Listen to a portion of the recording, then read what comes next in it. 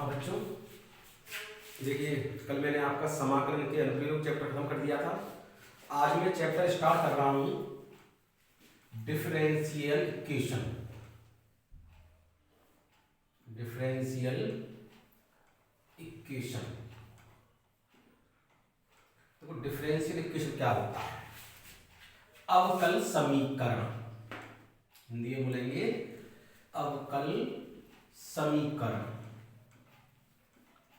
आप इक्वेशन जानते हैं, सिंपल समीकरण जो होता है उसमें होता है, यदि केवल समीकरण की बात करूं, जैसे कह दूं x प्लस वाई बराबर 4, 2x plus 2x plus 4y बराबर 6, इसमें लेफ्ट हैंड साइड भी हो और राइट हैंड साइड भी हो, ये होता है आपका समीकरण।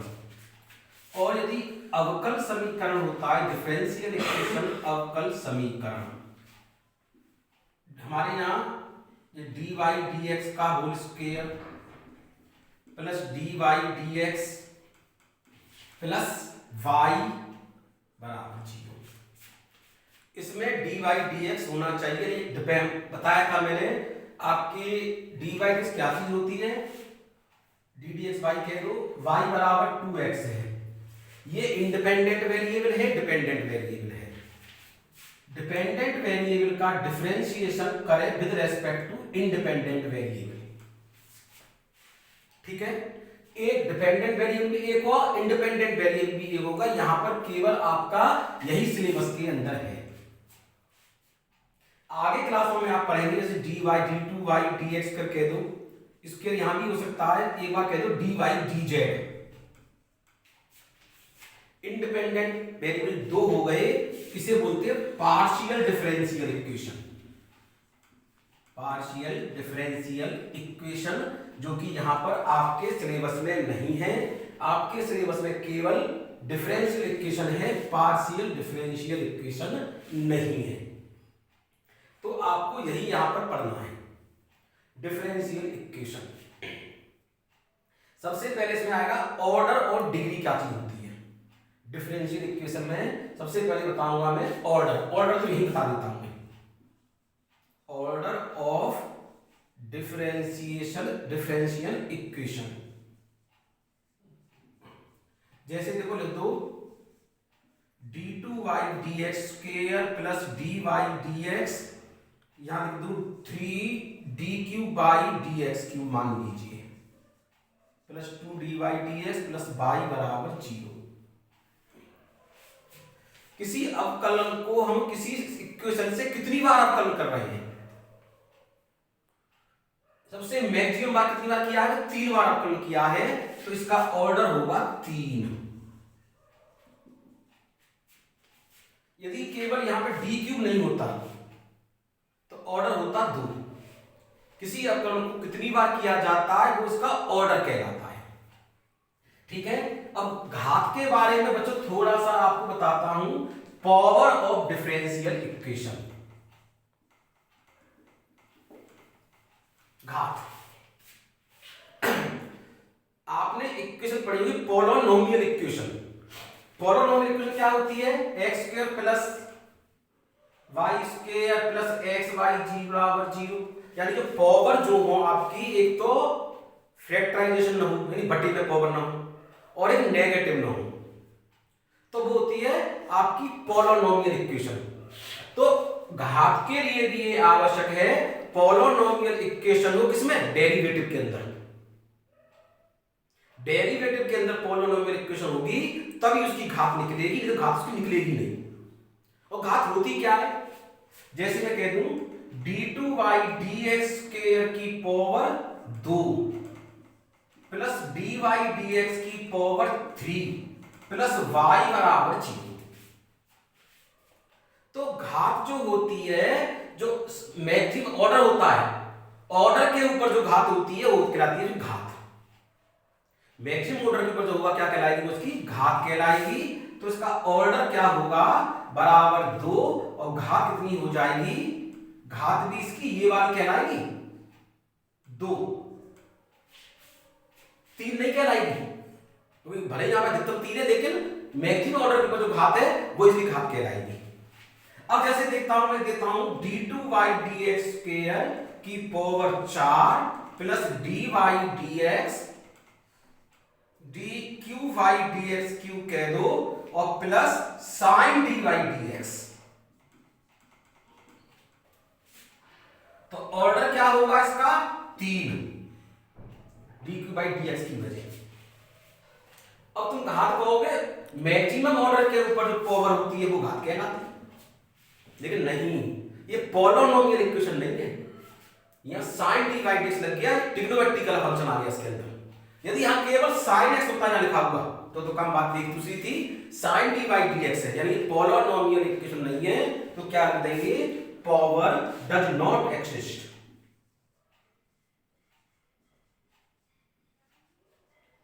घात नहीं निकाली जा सकती है।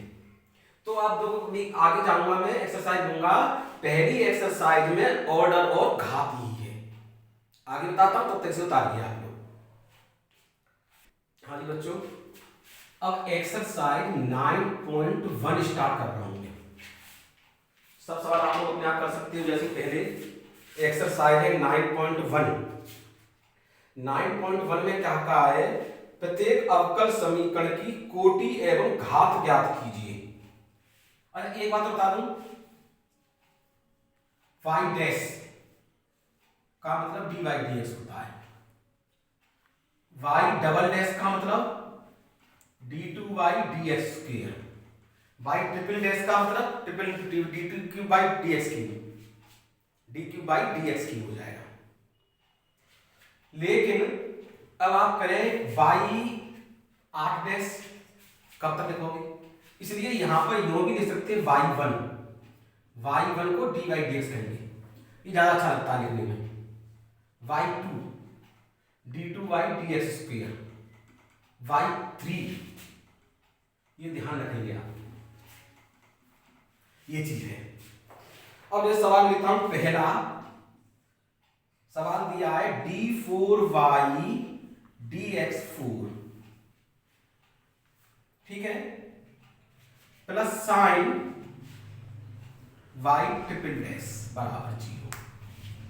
ऑर्डर और घात पूछिए इसकी, तो देख रहे हैं ऑर्डर तो 4 हो जाएगा, मैक्सिमम वाला है, घात एग्जिस्ट नहीं है क्योंकि ये पॉलिनोमियल इक्वेशन नहीं है। तो क्या कहेंगे, ऑर्डर तो इसका कितना हो जाएगा 4, और पावर घात जो बोलते हैं डज नॉट एग्जिस्ट, एग्जिस्ट नहीं कर रही है, ठीक। अब जैसे देखो सवाल नंबर 3 है, सारे सवाल अपने आप कर सकते हो आप, ds dt की power 4 plus 3s d2/dx square बराबर 0। तो ऑर्डर कितना होगा 2 होगा, ऑर्डर कितना हो गया 2, और पावर कितनी हो गई, मैक्सिमम ऑर्डर के ऊपर 1 कहलाएगी, तो ऑर्डर कितनी हो जाएगी 1। समझ में आ गया होगा।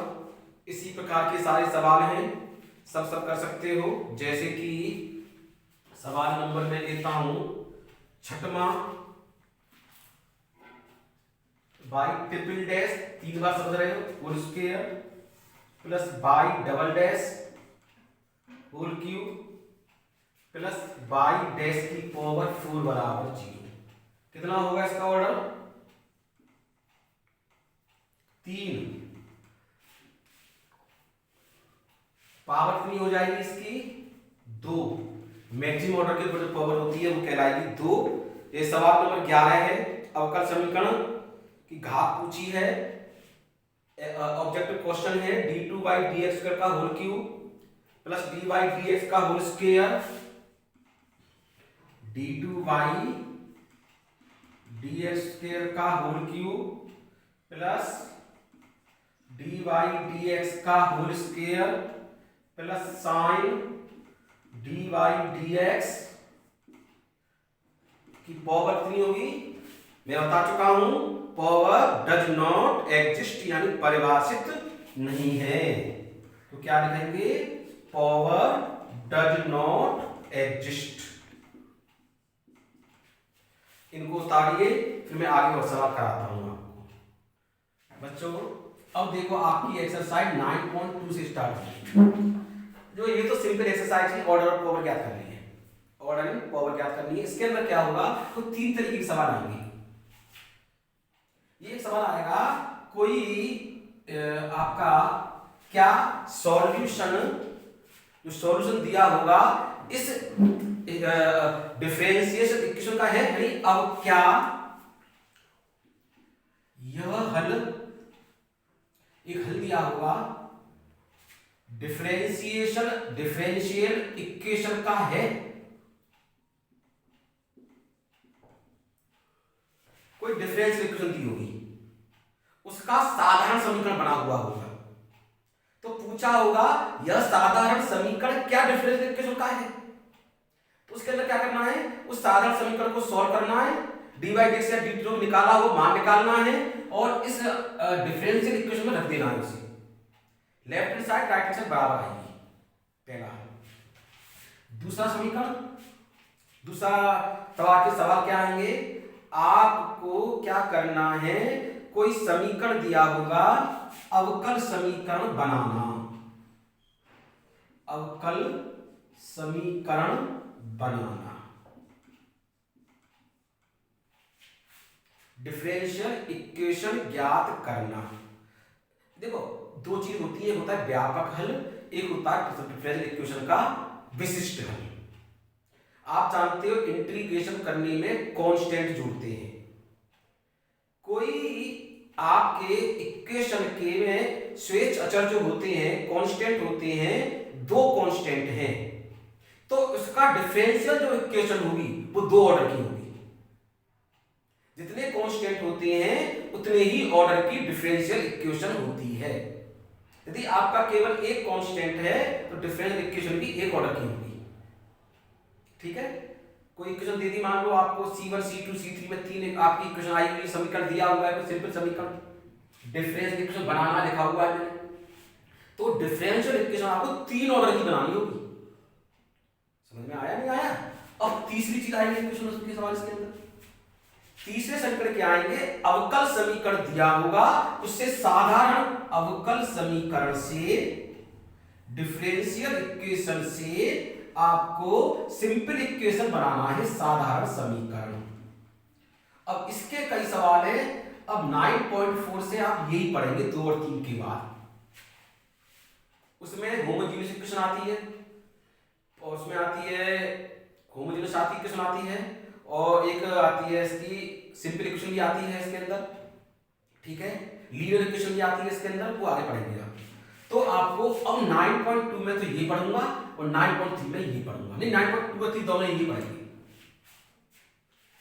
9.2 में ये एक्सरसाइज 9.2 एक्सरसाइज 9.3, उससे एवर की जो एक्सरसाइज है उसमें ये पढ़ेंगे। ठीक है, ये सवाल आपको मिलने वाले हैं, उसके अलावा कोई सवाल नहीं मिलेगा, कोई बात नहीं है। तो आगे के सवाल में 9.2 शुरू करता हूं।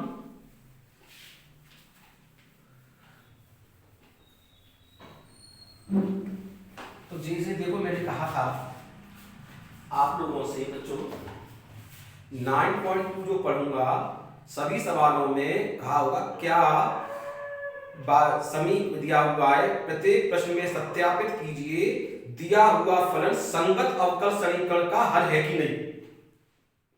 जैसे आप 9.2 ले लें, पहला सवाल है, ये पूछा है क्या y बराबर ex प्लस 1 संगत अवकल समीकरण y डबल क्या कहा है, y double dash minus y1 बराबर 0 का हल है कि नहीं। यानी ये d का मतलब क्या है, ये d2y dx square minus dy dx बराबर 0। दूसरे शब्दों में इस समीकरण की ये डिफरेंशियल इक्वेशन दी हुई है, तो क्या वास्तव में इसी की डिफरेंशियल इक्वेशन है ये पूछा है, यानी ये जो हल दिया है या इस इक्वेशन का है कि नहीं।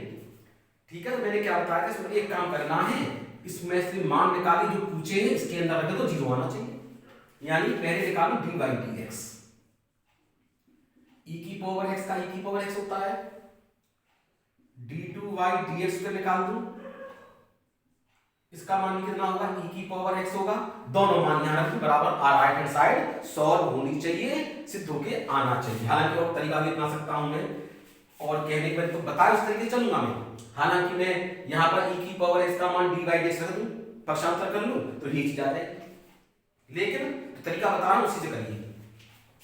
इसकी लेफ्ट हैंड साइड दीजिए, d2 बाई dx का मान e की पावर x रख दीजिए, माइनस e की पावर x बराबर 0 आ गया। बराबर क्या आ गया, राइट हैंड साइड। हाँ, एक बात बता रहा था मैं को, व्यापक और विशिष्ट जनरल सॉल्यूशन। ठीक है, जनरल सॉल्यूशन क्या होता है, जो हम इंटीग्रेशन करते थे ना, तो कांस्टेंट के मान दिए जाते थे C1 C2 C3, उसे बोलते हैं जनरल सॉल्यूशन। और विशिष्ट क्या होता है, यदि C1 C2 C3 को मान दे दिए जाए। ठीक है, तो बोलते हैं पर्टिकुलर सॉल्यूशन। इंग्लिश में पर्टिकुलर सॉल्यूशन का मतलब हमने उनको नाम दे दिया। कोई लड़का है, उसका नाम नहीं मालूम, जनरल सॉल्यूशन हो गया, लड़के का नाम दे दिया, माने पड़ गया हम उसके बारे में। ठीक है, तो देखिए आप आगे सवाल नंबर है थर्ड। देखो y बराबर cos x प्लस c सिद्ध करवा रहा है बाई डैश, ये इसका है कि नहीं, यानी dy dx plus sine x plus c नहीं है बराबर 0। तो करके देखो, dy dx का मान निकालो, उसके अंदर ये है, तो निकालो dy dx का मान क्या होता है, माइनस साइन x, c का मान होता है 0। रख के देखो इसकी एलएचएस के अंदर कितना dy dx का मान, minus sine x plus sine x, cut गए 0 आ गया, बराबर राइट हैंड साइड, यानी ये इसका हो गया। आया समझ में, नहीं आ गया? तो सभी सवालों को देखो इसी प्रकार करके देखना है, इसमें कुछ नहीं है। तो जैसे देखो आगे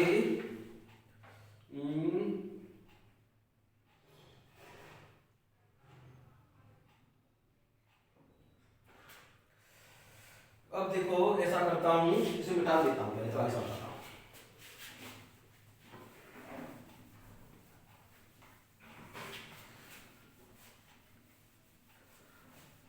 वीडियो होगी ना, 93 निकालूंगा।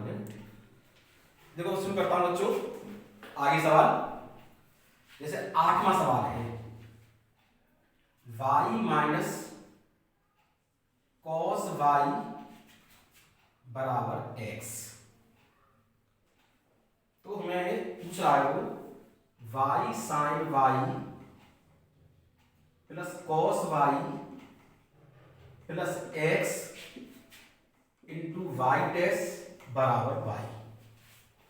इस समीकरण का हल है कि नहीं, तो तब से निकालो, y का हो गया dy dx minus cos y का साइन y, और y का हो गया dy dx बराबर 1। ठीक है, तो dy dx कॉमन ले लूं, 1 माइनस साइन y बराबर 1, तो dy dx बराबर 1/1 minus sine y। dy dx का मान क्या रख दिया, ये मैंने रख दिया। अब देखो मैं सॉल्व करके देखता हूं, ये सब मान मैं यहां पे रखने पड़ेंगे, y sine y plus cos y। देखो अब देखो इसको ले लो RHS LHS की बताया था मैंने, करके देखते हैं होता है कि नहीं होता है। y साइन y है, कुछ नहीं किया y में मैंने, cos y में कुछ नहीं किया, x का मान क्या रख दूं मैं, y minus cos y, y dash है, y डैश का मान क्या रख दूं, ये रहा। अरे y डैश का मतलब बताया ना मैंने, 1/1 माइनस साइन y हो गया। ठीक है, cos y से cos y कट गया, cos y से cos y कट गया। अब क्या बचा इसके अंदर, x का मान कितना है, y माइनस cos y। ठीक है, y कॉमन ले लूं, तो क्या आएगा, sine y plus 1 into 1/1 minus sine y आ रहा है, ये तो नहीं आ रहा। ठीक है, तो देर वाले देख लेते हैं y, बार देखता हूं मैं इसको, y माइनस cos y बराबर x है, तो y माइनस cos y बराबर x ये ही डी वाई डी एक्स का मान निकाला, cos y का दो गलतियां कर दी मैंने, D Y D X cos y का होता है माइनस साइन वाई डिफरेंशिएशन, तो D Y D X 1 plus sine Y 1 plus sine Y आ जाएगा। तो देखो डी वाई एक्स का मान क्या रखा जाएगा 1 upon 1 plus sine Y, 1 plus sine y से 1 प्लस साइन वाई कट गए, वाई आ गया बराबर हो गया राइट हैंड साइड। अभी आपको एक दो सवाल और बताऊंगा, 11वां सवाल है, चार कोटि वाले किसी अवकल समीकरण के व्यापक हल में उपस्थित स्वेच्छ अचर, अवकल समीकरण जो दिया हुआ है, अवकल समीकरण दिया है चार कोटि का, ठीक है, तो स्वेच्छ अचर पूछे हैं, मैंने अभी अभी बताया था आपको, जितनी कोटि का अवकल समीकरण होता है उतने ही उसके अंदर स्वेच्छ अचर होते हैं, यानी चार ही स्वेच्छ अचर होंगे, क्योंकि चार कोटि का अवकल समीकरण है, तीन कोटि का होता तीन होते, तो एक अगर मान लो इसमें पूछता वो इसमें चार कोटि, अगला सवाल ऐसे पढ़ेंगे, तीन कोटि वाले किसी अवकल समीकरण के क्या है, तीन कोटि का अवकल समीकरण है, तीन कोटि का अवकल समीकरण, ठीक है, के विशिष्ट हल दिया है इसमें, इसमें क्या था व्यापक हल था, ये क्या था व्यापक हल, जनरल सॉल्यूशन। अब दिया है विशिष्ट हल, पर्टिकुलर सॉल्यूशन, पर्टिकुलर सॉल्यूशन, यानी पर्टिकुलर सॉल्यूशन दे दिया, यानी स्वेच्छ अचर के मान दे दिए। इसमें हमसे क्या पूछा है, इसमें कितने स्वेच्छ अचर होंगे, जब मैंने बता दिया है विशिष्ट हल में आपको स्वेच्छ अचर के मान दे दिए जाते हैं, तो स्वेच्छ अचर तो होंगे नहीं, यानी स्वेच्छ अचर हो गए 0, ठीक है।